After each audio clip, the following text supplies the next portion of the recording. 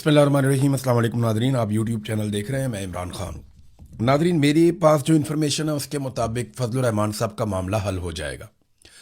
कुछ टेलीफोनिक राब्ते भी हो गए हैं, बिलावल जरदारी भी इसमें रोल प्ले कर रहे हैं और फजलुर रहमान साहब भी थोड़ा पीछे हट गए हैं। और आने वाले वक्त में फजलुर रहमान साहब वाला मामला जो है, ज़्यादा उसके इम्कानात ये हैं कि उनका मामला हल हो जाएगा। काफ़ी फजलुर रहमान पे तनकीद करवाई गई, एक अदालत ने उन्हें तलब भी कर लिया। उसके बाद फजलुर रहमान के ऊपर जितने पॉलिटिकल लोग और जिनके ज़्यादा अच्छे फ़ौज के साथ ताल्लुकात हैं, उन लोगों ने फजलुर रहमान साहब के बयान के ऊपर बड़ा सख्त रद्द-ए-अमल भी दिया है।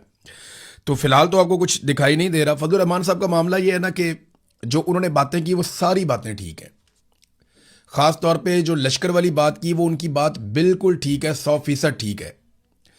लेकिन जहाँ वो कमज़ोर जुमला बोल गए या जहाँ उनसे गलती हुई, वो जोशे खिताबत के अंदर ये भी कह गए कि जनाब तनख्वाह लेके शहीद होते हैं तो हम पे एहसान ना डालें।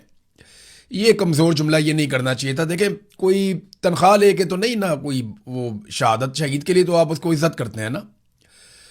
यानी मैंने आपको कल अपने वीलॉग में बताया कि एक्चुअली जब मेरे से ये सवाल किसी फ़ौजी ने पूछा तो मैंने कहा जी आपको आपके काम के लिए हम तनख्वाह देते हैं। तो उसने कहा जी क्या इतने पैसों के लिए कोई शहीद हो जाएगा? मैंने कहा नहीं, शहादत के लिए हम इज़्ज़त देते हैं, शहादत के लिए हम कदर करते हैं, हम प्यार करते हैं। तो शहीद का तो एक रुतबा होता है, जितने मर्जी इख्तलाफात हों, जो मर्जी हो, जो भी शहीद होगा अपने वतन की खातिर, अपनी कौम की खातिर, उसका एक रुतबा, उसका एक मर्तबा है जो उससे कोई नहीं छीन सकता। और तमाम कौमें अपने शोहदा की इज्जत और कदर करती हैं। यही पाकिस्तान में होता है। हमारे लिए शहीद चाहे फौजी यूनिफॉर्म में हो, चाहे हाथ में कलम पकड़ा हुआ अरशद शरीफ हो, चाहे वो पुलिस की यूनिफॉर्म में हो, चाहे वो किसी और इदारे का आदमी हो जिसके ऊपर अटैक हो जाए, या एक आम शहरी जो अपने कारोबारी ज़िंदगी के लिए बाहर निकला, या वो बच्चे जो अपनी पढ़ाई के लिए बाहर निकले, उनके ऊपर भी दहशतगर्द हमला कर दें और वो शहीद हो जाएं, तो हमारे लिए सारे शहीद बड़े काबिल एहतराम हैं और उनकी बड़ी इज्जत है। ख़ास तौर पे जो बॉर्डर पे अपने वतन की हिफाजत के लिए, अपने वतन की ज़मीन को बचाने के लिए मारा जाए, वो तो बड़ा ज़बरदस्त शहीद है और उसकी बड़ी कदर होनी चाहिए। लेकिन मैंने आपको फिर वही बात कहूँगा कि प्रॉब्लम तब पैदा होती है जब शोहदा के अंदर तफरीक पैदा की जाती है। जब ये किया जाता है कि जनाब ये जो बलूचिस्तान का पुलिस वाला है, इसकी मैयत अगर सड़क पे पड़ी है तो कोई फ़र्क नहीं पड़ता। यानी क्या, उसकी वर्दी सस्ती है, उसका खून सस्ता है।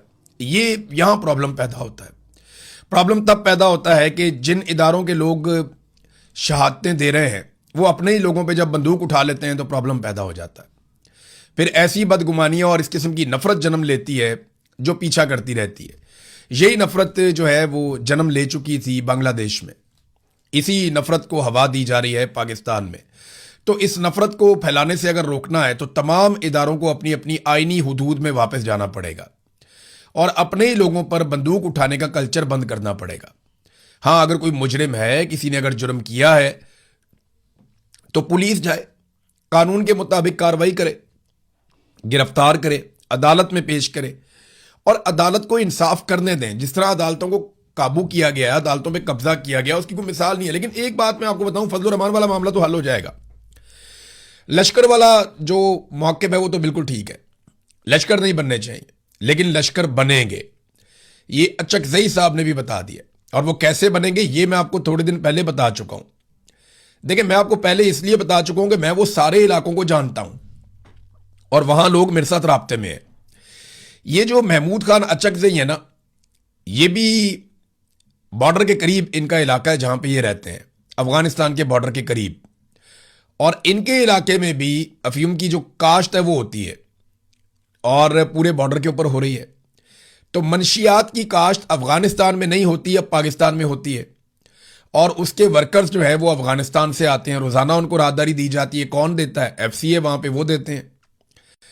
तो ये बॉर्डर क्रॉस करके आते हैं, यहाँ पे आकर काम करते हैं। बरामचा में बहुत बड़ी एक फैक्ट्रियों का पूरा एक हब है, एक पूरा इंडस्ट्री लगी हुई है मनशियात की।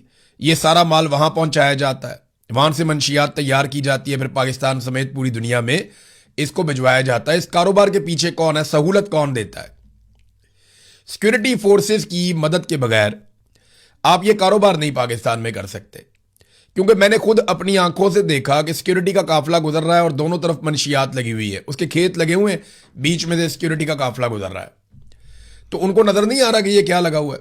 सबको सारा कुछ पता है, ये मिलजुल के कारोबार होता है। अब वो जो लोग कारोबारी हैं जो ये सब करते हैं, उनके बारे में महमूद खान अचकजई ने एक ट्वीट करते हुए कहा कि उनसे लश्कर बनवाया जाएगा। देखिए, जो स्मगलर है या जो मंशियात का कारोबार करता है या जो जराइम पेशा लोग हैं, उनको अगर आप शेल्टर दे दें और उन्हें कहें जी आप बनाएं, आप बड़े बड़े लश्कर बनाएं, तो वो बना लेंगे लश्कर। उन्हें क्या फर्क पड़ता है, उनको ज्यादा बंदूकें मिल जाएंगी, ज्यादा गाड़ियां मिल जाएंगी, ज्यादा फ्री हैंड मिल जाएगा, वो अपना काम भी करते रहेंगे। तो अचकजई साहब ने इस खदशे का इजहार किया। तो लश्कर बनाओ पॉलिसी जो है ना, वो उल्टा नुकसान करेगी। कल को ये लश्कर आपके गले पड़ जाएंगे। फिर एक और बहुत अजीब काम होगा कि ये जो लश्कर आप बनाएंगे, बाद में वो तंजीमें जिनके साथ आपकी सुलह हो जाएगी, वो और ये लश्कर आपस में लड़ते रहेंगे। फिर टारगेट किलिंग भी शुरू हो जाएगी फ्यूचर में। हमने यही देखा है अब तक, और फजलुर रहमान साहब ने इसकी निशानदेही बिल्कुल दुरुस्त की है। लेकिन जहां पे शहीद वाले मामले में उन्होंने एक कमजोर बात की जिसका उन्हें नुकसान हो रहा है, पाकिस्तान तहरीके इंसाफ ने अक्लमंदी का मुजाहरा किया कम से कम फजलुर रहमान के इस जुमले के साथ। जो शोहदा वाला मामला है, इस मामले पे उनके साथ खड़े नहीं हुए, लेकिन बाकी तमाम मामलात में फजलुर रहमान का उन्होंने साथ दिया है।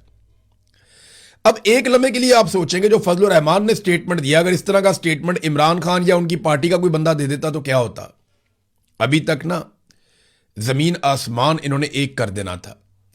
इमरान खान वो आदमी है जो कहता है कि मुल्क भी मेरा है, फौज भी मेरी है। वो कहता है मैं मालिक हूं मुल्क का भी और फौज का भी मालिक हूं। और वो पाकिस्तान का इलेक्टेड रिप्रेजेंटेटिव भी है, यानी पाकिस्तान ने सबसे ज्यादा उसको वोट डाले हैं, तो पाकिस्तान का मालिक तो वही हुआ ना। पाकिस्तानियों ने पाकिस्तान की मलकियत उसको दी है। तो वो ये कहता है कि ये मुल्क मेरा है, ये फौज भी मेरी है, ये इमरान खान कहता है। वो ओनरशिप लेता है।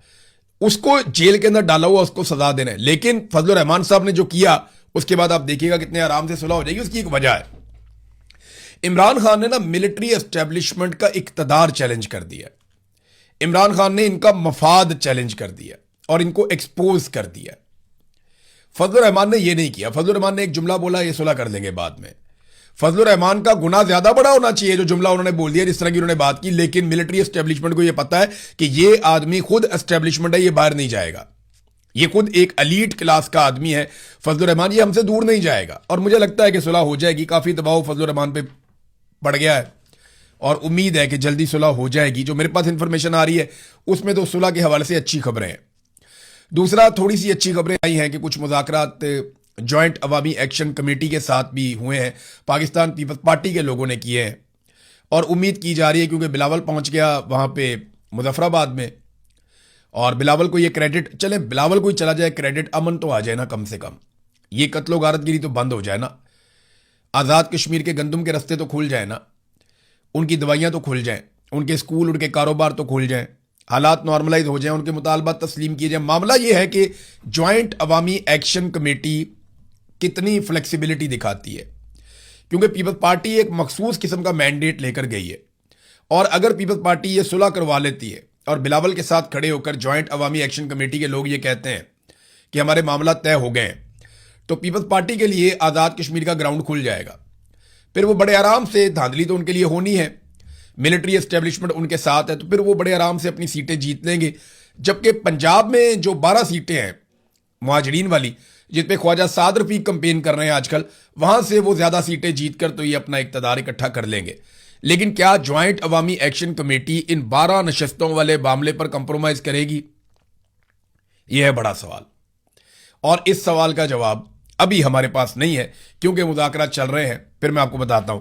सुहेल अफरीदी साहब ने नाज़रीन तकरीर करते हुए कुछ जुमले बोले हैं। मैं चाहता हूं वो जुमले मैं आपको सुनवाऊं, ताकि आपको आइडिया हो कि सुहेल अफरीदी साहब ने ड्रोन हमलों के सामने किस तरीके से सरेंडर किया है। ये सामने पुलिस वाले बैठे हैं, सुहेल अफरीदी खिताब कर रहे हैं, जरा ये आप सुनिए, बेबसी का इजहार आप सुनिए। उनके खिलाफ जिनकी गलती की वजह से मिस इंफॉर्मेशन होती है, झूठ बोला जाता है कि यहां पर दहशतगर्द है, इसी वजह से मासूम लोगों की शहादतें होती हैं। तो जिसने गलत इंफॉर्मेशन दी कि यहां पर दहशतगर्द है, हालांकि होते वहां पर मासूम लोग हैं, जिसने माटर गोला या ड्रोन अटैक किया, ये दोनों कसूरवार होते हैं। इनके खिलाफ एफआईआर भी होनी चाहिए और इनके खिलाफ कानूनी कार्रवाई भी होनी चाहिए। लेकिन कौन करेगा? पाकिस्तान में किसी में जुर्रत है कि इनके खिलाफ आवाज उठाए? पाकिस्तान में किसी की जुर्रत है कोई इन पर एफआईआर करे? पाकिस्तान में किसी की जुर्रत है? जो भी है, हम बेचारे सियासतदान, हम तो मजलूम हैं। ये जो सुहेल अफरीदी साहब ने बात की ना, देखिए पहले ये तनकीद करते थे ड्रोन हमलों पे, पहले ये टारगेट करते थे ड्रोन हमले नहीं होने चाहिए, ड्रोन हमले गलत हैं। अब वो अपनी तनकीद को मोड़ कर ले आए हैं कि ड्रोन हमलों के लिए जो लोग इंफॉर्मेशन देते हैं वो लोग गलत हैं। पहले कहते थे ड्रोन हमले पे एफआईआर होनी चाहिए, अब वो कहते हैं कि जो ड्रोन हमलों के लिए गलत इंफॉर्मेशन देते हैं उनके ऊपर एफआईआर होनी चाहिए। तो क्या कोई उनके ऊपर एफआईआर करेगा? किसी में हिम्मत है? यानी ड्रोन हमले पे एफआईआर देना तो बहुत दूर की बात है। जब ये साहब आए थे सुहेल अफरीदी साहब और उन्होंने कहा था कि ये वजीर आला बनने के बाद ड्रोन हमले रुकवाएंगे, और इनका दावा था कि ड्रोन हमलों के ऊपर एफआईआर भी होंगी, इनके सारे लोग भी यही कह रहे थे, तो उस वक्त हमें लग रहा था कि शायद ये कर पाए, लेकिन एक भी एफआईआर ड्रोन हमले के खिलाफ नहीं कर पाए। अब वो बेबसी का इजहार कर रहे हैं कि ड्रोन हमले तो अपनी जगह, जो बंदा गलत इंफॉर्मेशन देता है जिसकी बुनियाद के ऊपर मासूम लोग मारे जाते हैं, इंफॉर्मेशन देने वाले पर भी एफआईआर देने की जुर्रत नहीं है, हिम्मत नहीं है। तो ये एक लेवल का सरेंडर है। इमरान खान होते तो शायद वो हिम्मत दिखा देते, उन्होंने माजी में भी ड्रोन हमले बंद करवाए थे, हो सकता है वो करवा देते, लेकिन सुहेल अफरीदी साहब ने अमली तौर पे हाथ खड़े कर दिए हैं। हाथ तो नाजरीन खड़े हैं, ये आप देखें खबर, ये माहिर मईशत हैं, बहुत बड़े मईशतदान हैं, हसन जफर साहब, इन्होंने कुछ इंकशाफात किए और ये बड़े अहम इंकशाफात हैं। वो ये कहते हैं कि पिछले साल स्विट्जरलैंड में जो ड्यूस कॉन्फ्रेंस हुई थी उसमें हमारे जो हुक्मरान गए थे पाकिस्तान के, उन्होंने दुनिया के सामने पुराना रोना धोना शुरू कर दिया, जनाब हमारे यहाँ सिक्योरिटी के मसाइल हैं। तो इन्हें जवाब दिया गया आपके सिक्योरिटी के मसाइल अर्जेंटाइन और मैक्सिको से ज्यादा बड़े नहीं है। उन्होंने बहाना बना रखा है कि सिक्योरिटी मसाइल की वजह से मईशत आगे नहीं बढ़ रही, ना नौमन तेल होगा, ना राधा नाचेगी, ना सिक्योरिटी ठीक होगी और ना ही मईशत ठीक होगी। तो हम इसको एक बहाने के तौर पे भी इस्तेमाल करते हैं, ये हमारे मईशियात बता रहे हैं और हम दुनिया को जाके बार बार ये कहते हैं। फिर उन्होंने कहा कि हुकूमत को ये वाज़े तौर पे ऐलान कर देना चाहिए कि हम डिफॉल्ट कर चुके हैं, और इसका उन्होंने सबूत भी पेश कर दिया। उनका यह दावा है कि पाकिस्तान डिफॉल्ट कर चुका है, लेकिन हुकूमत इसे तस्लीम नहीं कर रही। हुकूमत को ऐलान कर देना चाहिए कि हम डिफॉल्ट कर चुके हैं, क्योंकि डिफॉल्ट की सारी निशानियां पूरी हो चुकी हैं। अगर आपका कर्जा जीडीपी का 50% हो जाए तो यह डिफॉल्ट की अलामत है, जबकि हमारा कर्जा जीडीपी का 70% हो चुका है। यह जरा आप समझिए, जो कौमी पैदावार होती है ना, कुल पैदावार, कि एक साल में आपने क्या कुछ बनाया, कितने का बनाया, या सर्विसेज पे पैसे मिला लें आप, जो कुछ भी आप पैदा करते हैं, चाहे अजनास हैं, चाहे इंडस्ट्री है, चाहे कुछ भी है, चाहे सर्विसेज हैं, जितना कुछ आप जनरेट करते हैं एक साल में, उसको जीडीपी कहते हैं। अगर किसी मुल्क की तमाम पैदावार या कौमी पैदावार पूरे मुल्क की जो है, जिसको जीडीपी कहते हैं, उसका आध में उसका कर्जा हो जाए ना, तो वो डिफॉल्ट हो जाता है। लेकिन हम 70% तक हमारा कर्जा पहुंच गया है हमारे टोटल जीडीपी के। तो पाकिस्तान को अनाउंस करना चाहिए, वो ये कह रहे हैं हसन जफर साहब। लेकिन पाकिस्तान डिफॉल्ट का इसलिए भी ऐलान नहीं कर रहा कि हमारा ग्रे एरिया बहुत बड़ा है, यानी पाकिस्तान जो है उसके और भी बड़े मसाइल हैं। और डिफॉल्ट अगर ये इस वक्त ऐलान कर देते हैं तो आसिम मुनीर साहब का मुकम्मल सरेंडर अनाउंस हो जाएगा कि मईशत में पूरी तरह नाकाम हो गए।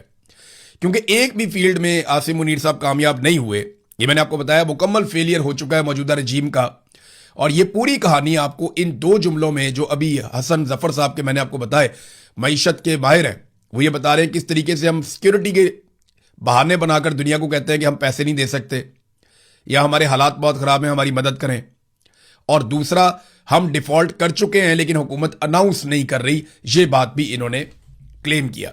देखिए, डिफॉल्ट तो आपने करना है, जो आपकी पॉलिसियां, जो आपकी हरकतें। मिसाल के तौर पे आप ये देखें, एक्सप्रेस ट्रिब्यून के अंदर ये खबर छपी हुई है, और ख्वाजा आसिफ ने कल हमला कर दिया था शहबाज राणा साहब पे। ये जर्नलिस्ट हैं और ये खबरें देते हैं। अब बजाय खबरें पढ़ के मुल्क को ठीक करने के ये सहाफियों के ऊपर हमला कर रहे हैं। जनाब, आपकी खबरों की वजह से सरमायाकारी नहीं आ रही। ख्वाजा आसिफ साहब, आपकी और एस्टेब्लिशमेंट की करतूतों की वजह से सरमायाकारी नहीं आ रही। शहबाज राणा की खबरों का इसमें कोई कसूर नहीं है बेचारे की। वो तो जो खबर होती है वो दे देते हैं, आपका मौक़िफ़ आता है वो भी बयान कर देते हैं। वो तो एक बहुत बैलेंस्ड अप्रोच के साथ चल रहे हैं। लेकिन आपकी हुकूमत बैलेंस्ड नहीं है। आपने जो घटिया पॉलिसियां बनाई हैं, आपने और एस्टेब्लिशमेंट ने, उनकी वजह से पाकिस्तान में सरमायाकारी नहीं आ रही। शहबाज राणा के ऊपर चढ़ाई करने की कोई जरूरत नहीं है। ना उनका कोई कसूर है। अब देखें ना, उनकी ये खबर आप देखेंगे, पीआईए जो है ये वैसे तो बिका था 10 अरब रुपए में, 10 अरब इन्होंने पहले दिया था, पीआईए इनके हवाले हो गया था, कुछ पैसे बाद में दिए। मैंने आपसे कहा था ना कि पीआईए के असासी हिस्से ज्यादा हैं, 14.2 अरब रुपए की सिर्फ प्रॉपर्टीज हैं जो पीआईए के साथ गई हैं, 14.2 अरब रुपए की। अब मुनाफा चेक करें कैसा हुआ, क्या किसी को ऐसा मुनाफा मिलता है? जब 10 अरब रुपया दिया तो 14.2 अरब रुपए की प्रॉपर्टीज आ गई, और इसके अलावा लगभग 8 से 10 अरब रुपए के स्पेयर पार्ट्स आ गए। जहाज उसके अलावा हैं जो बहुत बड़ी तादाद में है, दर्जनों जहाज हैं। इंटरनेशनल एयरलाइन है तो उसके रूट्स भी हैं, वो भी साथ दे दिए। उसकी गुडविल है, वो भी साथ दे दी। उसका स्टाफ है, बेशुमार चीजें दे दी। और दे दी कैसे? औने पौने। और दी किसको? फौजी फाउंडेशन और उनके जो हमायती हैं या उनके साथ जो उनका एक ग्रुप बना हुआ है, उनको दे दी गई। मौजा ही मौजा। मैं आपको एक और चीज दिखाता हूं, ये जरा देखें आप। पाकिस्तान में अदलिया की करप्शन के ऊपर एक आलमी तंजीम ने स्टेटमेंट जारी किया है। लेकिन पहले मैं आपको अदलिया का एक और कारनामा बताता हूं। आपने ये अभी फैसला देखा होगा, लोग बड़े खुश हो रहे थे, काजी फायद ईसा को बुरा भला कह रहे थे कि मुनाल वाला फैसला काजी ने गलत दे दिया। अतर मिनुल्लाह ने भी इसके ऊपर फैसला दिया हुआ है माजी में। ये कहानी है क्या, मैं आपको बताता हूं। हुआ यह था कि 2006 में एक मुनाल रेस्टोरेंट बना था मारगला के पहाड़ों में, और 15 साल की लीज के ऊपर मुनाल रेस्टोरेंट के मालिक ने यह जगह ली थी 2021 तक के लिए। लीज खत्म होने से 2 साल पहले यानी 2019 में पाकिस्तानी फौज का एक इदारा है remount veterinary and farms directorate, तो ये जनरल हेडक्वार्टर यानी जीएचक्यू का इदारा फौज का, ये आ जाता है मैदान में और ये एक लेटर लिखता है मुनाल वालों को कि जनाब अब आपने किराया हमें देना है, और पिछले 3 साल का किराया भी आपने हमें देना है। आपने सीडीए को किराया नहीं देना, यानी कैपिटल डेवलपमेंट अथॉरिटी जो सीडीए है इस्लामाबाद की मलकियत जिनके पास है, आपने गवर्नमेंट को किराया नहीं देना, आपने किराया हमें देना है, क्योंकि ये जगह अब हमारी है और हम हैं इसके मालिक। पिछले 3 साल का किराया भी जमा करवाओ। अब जनाब मुनाल वहां पे पैसे जमा कराता है, किराया सीडीए वाले कहते हैं हमें किराया दो, और जो पाक फौज है वो कहती है जी हमें किराया दो। अब वो दो जगह पे किराया दे रहे थे, ये मामला लेकर वो अदालत में चले गए और उन्होंने कहा जी कि अब हम किराया इनको दे रहे हैं तो आप गवर्नमेंट से या सीडीए से हमें पैसे वापस दिलवाएं। ये मामला चला गया हाई कोर्ट में। जब ये मामला हाई कोर्ट में गया तो अतर मिनुल्लाह साहब ने इस मामले को पकड़ लिया और उन्होंने कहा जी ले आओ सारे इसके कागज, क्योंकि ये तो नेशनल पार्क का इलाका है, ये तो अवाम के लिए एक नेशनल पार्क है जहां पे जंगल होगा, जहां पे तफरीह की चीजें होंगी, और यहां पे किसी सूरत भी आप ये सारी एक्टिविटीज नहीं कर सकते। ये नेचर को नुकसान पहुंचा रहे हैं आप, आलूदगी पैदा हो रही, तो ये इलाका है ही नहीं आपका। तो कागजात ले आए, दर्जनों समातें हुई, सहाफी जाते रहे, और जो जीएचक्यू की जानिब से जो वकला आते थे वो कोई रिकॉर्ड पेश नहीं कर सके, बल्कि वो कहते थे 1910 से ये जमीन हमारी है, लेकिन कोई एक भी कागज या एक भी रिकॉर्ड वो अपने क्लेम के हक में पेश नहीं कर सके। तो अतर मिनुल्लाह साहब ने कहा जी ये नेशनल पार्क की जगह है, ये ना मुनाल की है ना जीएचक्यू की है, किसी की नहीं है, नेशनल पार्क की। मामला चला गया काजी फायद ईसा के पास, तो काजी फायद ईसा ने भी इसके ऊपर फैसला दे दिया। अब यह मामला एक रिव्यू में गया, रिव्यू के अंदर भी फारिग हो गया, लेकिन जब आईनी अदालत बनी तो वो तो आपको पता है कि मिलिट्री एस्टेब्लिशमेंट के कंट्रोल में है, तो वहां पे हसन अजहर रिजवी साहब की सरबराही में एक बेंच बनता है, और फिर ये किराया बड़ा अरसा जो है ना वो ट्रायल कोर्ट के अंदर भी जमा होता रहा। ये लगभग कई साल तक ये ट्रायल कोर्ट के अंदर कुछ 6 करोड़ रुपए तक का किराया वहां पे भी जमा हो गया था। अब आईनी अदालत ने कह दिया जी फेयर ट्रायल नहीं हुआ, और आईनी अदालत ने पिछले सारे फैसले फारिग कर दिए। यानी ये जो 8000 एकड़ से ज्यादा जमीन के ऊपर दावा किया गया जीएचक्यू की जानिब से, तो उन्हें इसका सबसे बड़ा फायदा हुआ। अब ये जमीन जीएचक्यू की है क्योंकि फैसला फारिग कर दिया गया। पहले अदालती फैसले ये कहते कि ये नेशनल पार्क की जमीन है, ये इन्वायरमेंट के लिए है, नेशनल पार्क की जमीन है, अवाम इसकी मालिक है। लेकिन जीएचक्यू का क्लेम जिसके हक में वो कोई एक कागज भी पेश नहीं कर सके, उनका क्लेम पहले वाले फैसलों ने उड़ा दिया था, अतर मिनुल्लाह ने और काजी फायद ईसा ने। अब जनाब जो नया फैसला आया उसके मुताबिक उन्होंने कहा सिविल कोर्ट डिसाइड कर लेगा, और सिविल कोर्ट भी डिसाइड करेगा वो जो 2 एकड़ मुनाल के पास है ना, 2-3 एकड़, उसके ऊपर डिसाइड करेगा कि मुनाल अपने 2-3 एकड़ का मामला लेकर चला जाएगा सिविल कोर्ट के अंदर, बाकी सारा फैसला कलअदम, और अब सारा कब्जा सारा कंट्रोल जो है वो चला गया जीएचक्यू के पास। ये है नादरीन पूरी कहानी। जनाब इस सारे फैसले का जो वन लाइनर है वो ये है कि सारे रकबे तुम्हारे लिए हैं, सारे रकबे तुम्हारे लिए हैं। ये मेरे एक दोस्त हैं, उन्होंने सोशल मीडिया पे लिखा भी, पाकिस्तान में ही है, जर्नलिस्ट हैं, उन्होंने कहा जी ओवरऑल यही है। राजा बशारत साहब ने गालिबन ये लिखा कि सारे रकबे तुम्हारे लिए हैं। तो कहानी बीच में यही निकली है। तो ये अदलिया जो है ये इस तरीके से सहूलतकारी कर रही है। अब जो बैनुल-अक़वामी सतह पे आवाज उठाई गई हमारी अदलिया के मामले में, international federation for human rights तंजीम ने खबरदार किया कि पाकिस्तान में अदालती करप्शन मुनज़्ज़म शक्ल इख्तियार कर चुकी है और खदशा है कि ये ग्रैंड करप्शन तक पहुंच जाएगी। तंजीम ने अंडर द बेंच पाकिस्तान के निज़ाम इंसाफ में बदउनवानी के खतरात का जायजा के उन्वान से एक रिपोर्ट जारी की है और इस रिपोर्ट में 26वीं और आईनी तरामीम को एक बड़ी वजह करार दिया है और मुतालबा किया गया है कि अदलिया की आज़ादी यकीनी बनाने के लिए 26वीं और 27वीं आईनी तरामीम मनसूख की जाएं। ये नाज़रीन अब दुनिया से आवाज़ें उठना शुरू हो गई हैं, लेकिन पाकिस्तान में तो फैसले हक में आ रहे हैं मिलिट्री एस्टेब्लिशमेंट के, और वो आईनी अदालत से वो सारे फ़ायदे उठा रहे हैं जिसके लिए ये अदालत बनाई गई थी। फ़ायदे फिर जजेस भी उठाते हैं ना।